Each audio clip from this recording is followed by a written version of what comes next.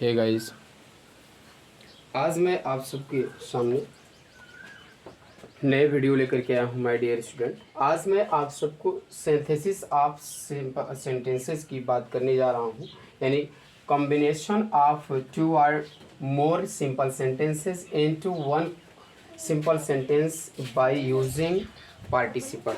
Participle का प्रयोग करके सिंपल सेंटेंस कैसे बनाया जाता है, आज मैं इस पर बात करने जा रहा हूँ माय डियर स्टूडेंट। हमने पिछले दिनों पार्टिसिपल पर डिस्कस किया था कि पार्टिसिपल होता क्या है, पार्टिसिपल कितने प्रकार के होते हैं, पार्टिसिपल का प्रयोग करते कहाँ हैं, इन सब बातों पर मैंने पिछले वीडियो में कर चुका हूँ माय डियर स्टूडेंट।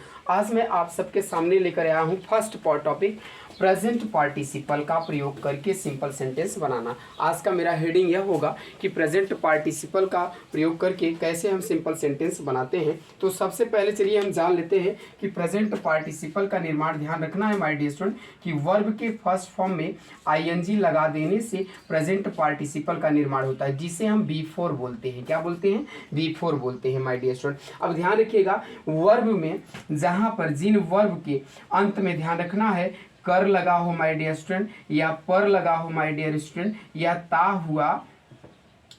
हुआ, ती हुई और ते हुए जैसे शब्दों का अगर प्रयोग हुआ हो तो उस मुख्य क्रिया को हम प्रेजेंट पार्टिसिपल में बदलकर उसे सबसे पहले हम ध्यान रखना है कि उसी मुख्य क्रिया को हम प्रेजेंट पार्टिसिपल में बदलेंगे। इत्यादि जैसे शब्दों का प्रयोग हुआ होता है माय डियर स्टूडेंट।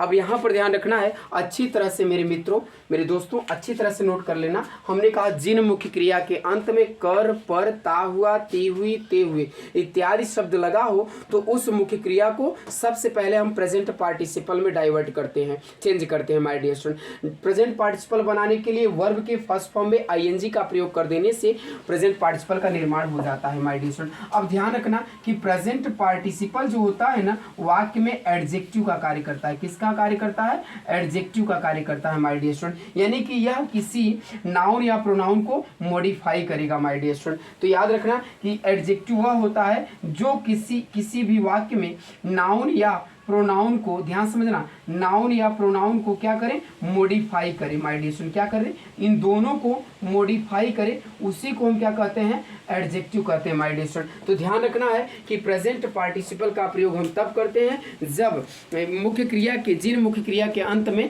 कर पर लगा हो उसी मुख्य क्रिया को हम प्रेजेंट पार्टिसिपल में बदलकर उसे सबसे पहले हम प्रेजेंट पार्टिसिपल में बदलते हैं माय डियर स्टूडेंट। इतनी बात आपको आई होप दैट अच्छी तरह से नोट हो गया होगा। अब चलते हैं हम प्रेजेंट पार्टिसिपल का, देखते हैं कैसे हम प्रयोग करते हैं my dear student. I hope that आप अच्छी तरह से कॉपी कलम लेकर के बैठ गए होंगे और जुड़ गए होंगे English grammar with Ashok sir के साथ माय डियर स्टूडेंट।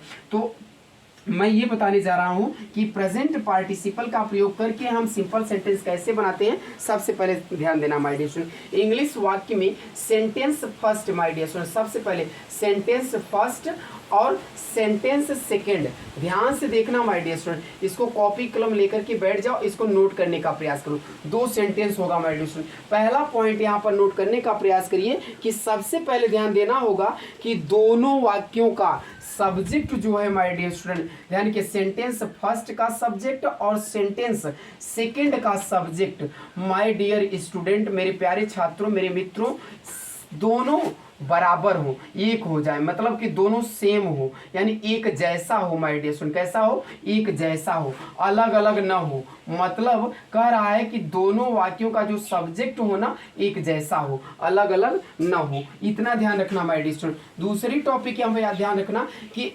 पहले वाक्य का फाइनाइट वर्ब और दूसरे वाक्य का फाइनाइट वर्ब, ध्यान समझना, पहले वाक्य का फाइनाइट वर्ब और दूसरे वाक्य का फाइनाइट वर्ब। फाइनाइट वर्ब समझते हैं ना, यानी जो वर्ब सब्जेक्ट के करीब होता है, जिन वर्ब का प्रयोग सब्जेक्ट के अनुसार होता है उसी को फाइनाइट वर्ब कहते हैं माय डियर स्टूडेंट। तो हमने कहा पहले वाक्य का फाइनाइट वर्ब और दूसरे वाले वाक्य का फाइनाइट वर्ब सेम न हो, मतलब कि डिफर हो। कैसा हो? डिफर हो। डिफर का मतलब समझ रहे हैं माय डियर स्टूडेंट, अलग अलग हो। कैसा हो?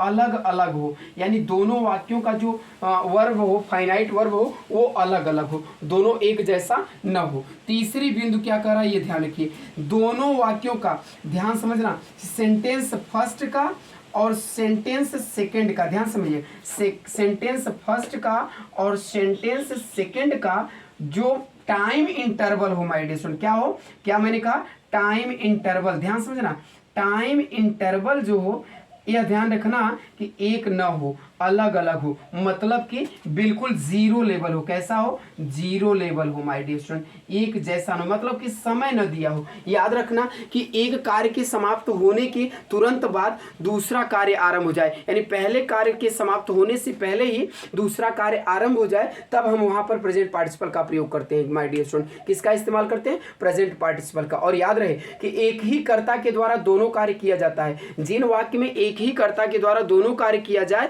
उसी वाक्य को हम उसी सेंटेंस को हम प्रेजेंट पार्टिसिपल में डाइवर्ट करते हैं। आई होप दैट आपको यहां तक की बातें अच्छी तरह से समझ में आ गया होगा। तो मैं उम्मीद करता हूं कि आप कॉपी कलम लेकर के बैठ गए होंगे। अब सबसे पहले ध्यान रखना माय डियर स्टूडेंट, हमने कहा कि दोनों वाक्यों को सबसे पहले दोनों इंग्लिश के दोनों सेंटेंस को देखने का प्रयास करिएगा और एक वाक्य को ध्यान समझिएगा, एक दोनों वाक्यों का सब्जेक्ट सेम हो और दोनों वाक्यों का जो फाइनाइट वर्ब हो वह अलग अलग हो, सेम न हो, एक जैसा न हो।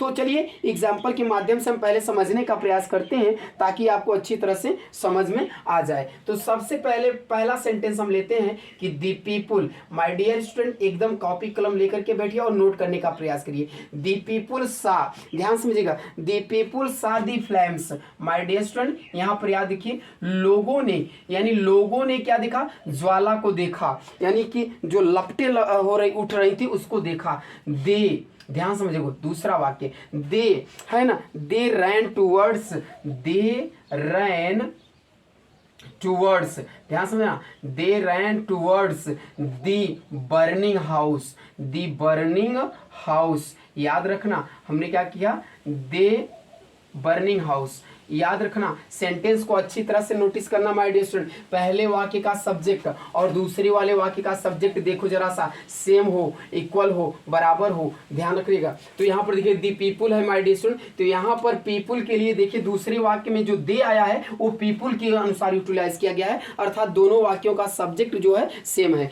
पहले बात। दूसरी बात याद रखना माय डियर स्टूडेंट, पहले वाले हमेशा 90% नोटिस करना माय डियर स्टूडेंट, केवल पहले वाले वाक्य के वर्ब को हम फाइनाइट वर्ब को हम ध्यान रखना है कि प्रेजेंट पार्टिसिपल में बदलते हैं माय डियर स्टूडेंट। तो सबसे पहले हमने लिखा क्या, सेंटेंस को सीइंग, ध्यान समझिए, सीइंग दी फ्लैम्स, सीइंग दी फ्लैम्स यानी ज्वाला को देखकर, माय डियर स्टूडेंट, मेरे प्यारे छात्रों मित्रों, इसको नोटिस करने का प्रयास करो। हमने क्या लिखा, सीइंग दी फ्लैम्स, ज्वाला को देखकर। अब ध्यान रखिए जिस जगह पर प्रोनाउन का प्रयोग हुआ रहता है माय डियर स्टूडेंट, नाउन के अकॉर्डिंग प्रोनाउन आता है माय डियर स्टूडेंट, तो आए हुए नाउन को उस प्रोनाउन के स्थान पर रख देते हैं माय डियर स्टूडेंट। तो हम क्या लिखेंगे, दी पीपुल, याद रखना, दी पीपुल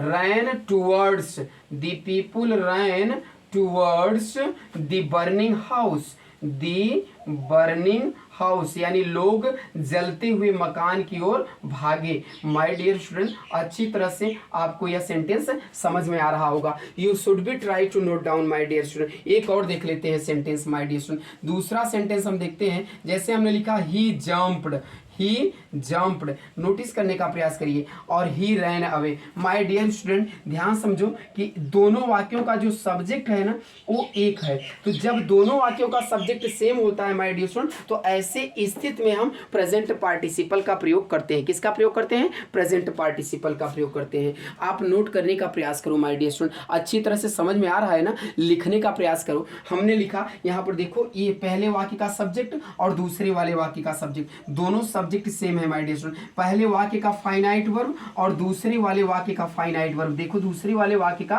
फाइनाइट वर्ब, मतलब कि अलग अलग है माय डियर स्टूडेंट, और टाइम इंटरवल भी सेम नहीं है, अलग मतलब जीरो लेवल का है। तो हम सबसे पहले वाले वाक्य के वर्ब को हम फाइनाइट वर्ब में मतलब कि प्रेजेंट पार्टिसिपल में चेंज करेंगे। तो याद रखना क्या लिखेंगे, जंपिंग, क्या लिखा मैंने, जंपिंग, कूद कर, ही रैन अवे। याद रखना पहले वाले वाक्य के सब्जेक्ट को नहीं लिखते हैं, दूसरे वाले वाक्य को को लिखेंगे, सब्जेक्ट को ज्यों का त्यों, दूसरे वाले वाक्य में कोई परिवर्तन नहीं करते हैं, उसको ज्यों का त्यों उतार देते हैं। हमने लिखा जंपिंग कामा ही रैन अवे, कूद कर वह भाग गया। माय डियर स्टूडेंट, क्या किया मैंने? कूद कर वह भाग गया। आई होप दैट अच्छी तरह से यह आपको समझ में आ रहा होगा माय डियर स्टूडेंट। अब चलते हैं आगे और एक दो एग्जाम्पल की और मैं बात करता हूं मेरे प्यारे छात्रों, मेरे मित्रों, आपको अच्छी तरह से समझ में आ जाना चाहिए। हमने लिखा क्या? हमने जब लिखा, जब ध्यान रखना कि जब किसी वाक्य में प्रेजेंट पार्टिसिपल में ध्यान रखना है कि जब प्रेजेंट पार्टिसिपल ऑब्जेक्ट की विशेषता प्रकट करता है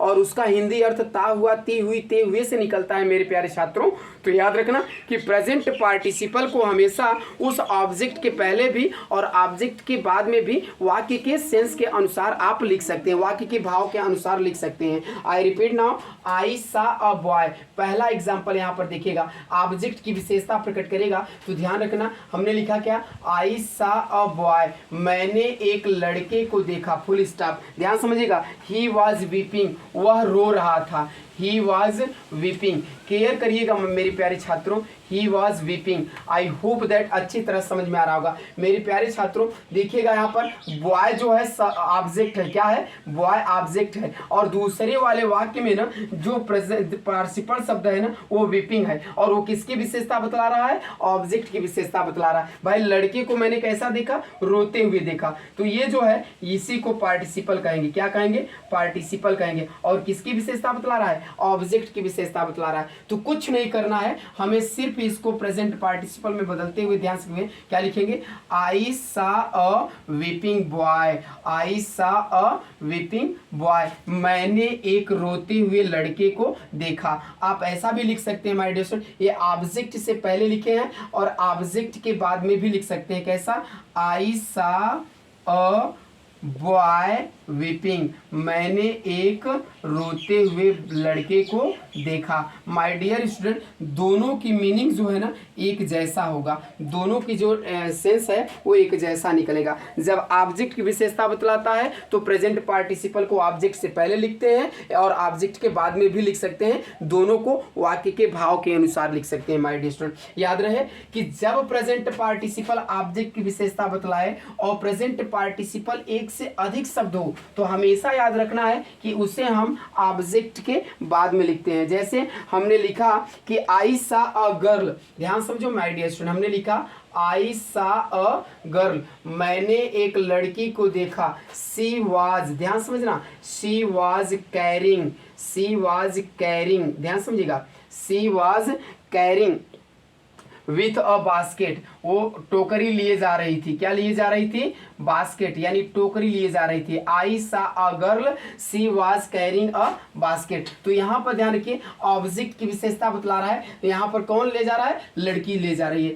तो यहाँ पर माय डियर स्टूडेंट, इसको हम जब भी प्रेजेंट पार्टिसिपल में बदलेंगे तो क्या बदलेंगे? आई saw a girl, I saw a girl carrying, ध्यान समझना, ऑब्जेक्ट के बाद प्रेजेंट पार्टिसिपल का प्रयोग करेंगे my dear student. Carrying with a basket, with a basket. I hope that आपको अच्छी तरह से ये टॉपिक समझ में आ रहा होगा माय डियर स्टूडेंट। इसी तरह से हम प्रेजेंट पार्टिसिपल में डाइवर्ट करते हैं।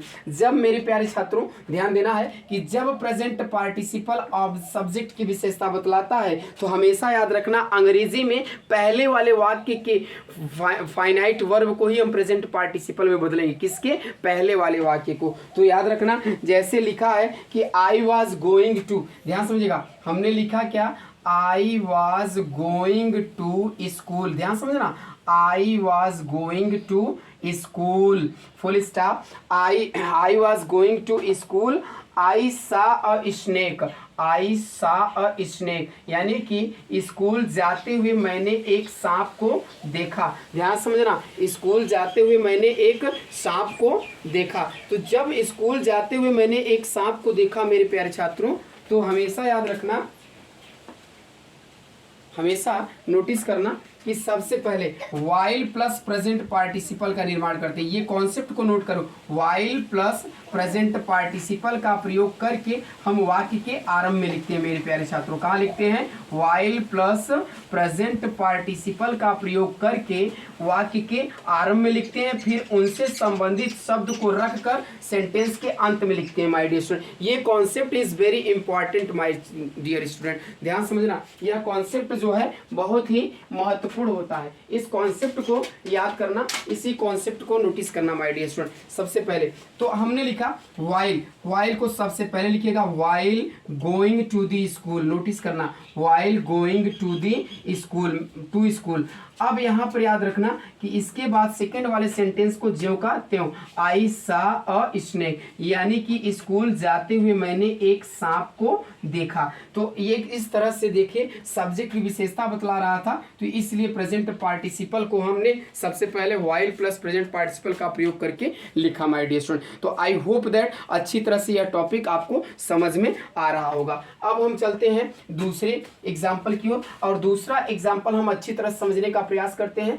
आपको प्रेजेंट पार्टिसिपल में बहुत ही इंपॉर्टेंट होता है आपके लिए माय डियर स्टूडेंट, अगर आप किसी एग्जाम को दे रहे हैं, किसी एग्जाम को फॉलो कर रहे हैं माय डियर स्टूडेंट, तो आपको लिए ना सिंपल सेंटेंस बनाना बेहद आसान लगने लगेगा जब आपको प्रेजेंट पार्टिसिपल अच्छी तरह से समझ में आ जाएगा। तो चलिए एक एग्जांपल और लेते हैं। मैंने लिखा क्या? राम वाज स्लीपिंग, ध्यान समझना। हमने दूसरा एग्जाम्पल लिखा इसी में, राम वाज स्लीपिंग, राम सो रहा था, ध्यान समझना, राम वाज स्लीपिंग।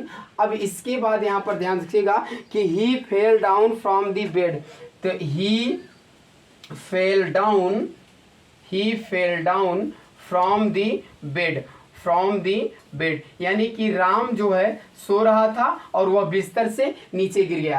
तो ध्यान समझिएगा, राम एज अ सब्जेक्ट है, तो यहाँ पर प्रेजेंट पार्टिसिपल जो है सब्जेक्ट की विशेषता बतला रहा है। क्या कह रहा है कि यानी कि सोते हुए राम बिस्तर से नीचे गिर गया। तो अब आप ध्यान समझिएगा, सबसे पहले आप किसका इस्तेमाल करोगे? While plus present participle, while sleeping, याद रखना। अब यहाँ पर ध्यान रखो, ही की जगह पे इसी राम को उठाकर रख देंगे, यानी कि राम फेल